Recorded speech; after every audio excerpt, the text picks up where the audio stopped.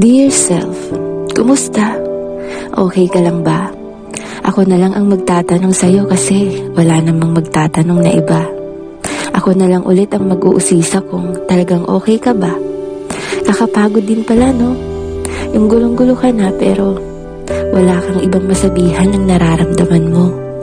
Yung gusto mo sanang sabihin ang mga hinanakit mo kaso walang available na makikinig sa'yo. Ang sarap sanang magkwento kaso wala namang handang makinig sa mga hinaing mo.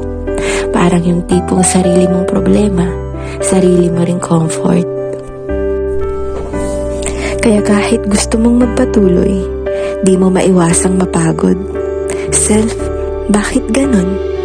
Bakit parang palagi na lang tayong naiiwan sa ere pag ganito yung sitwasyon?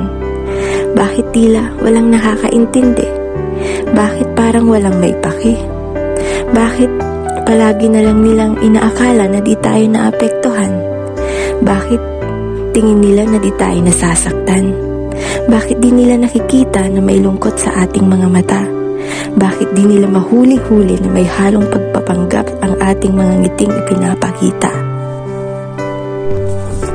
Nakakapagod na kasing magpanggap. Nakakasawa na kasi minsan na magkunwaring palagi tayong matatag.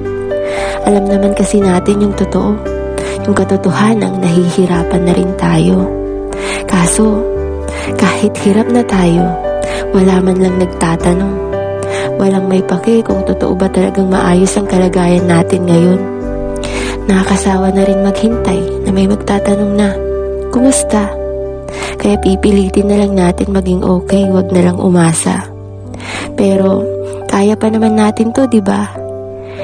Di lang tayo okay, pero tayo naman ay magpapatuloy pa. Payakap nga self, yung pangmalakasang hug ha. Magiging okay ka rin. Hindi man ngayon, pero yung panahong yun ay darating din. Paalala ko lang ulit sa'yo na sobrang tatag mo. Kaya please lang, kahit gaano kahirap, huwag ka susuko.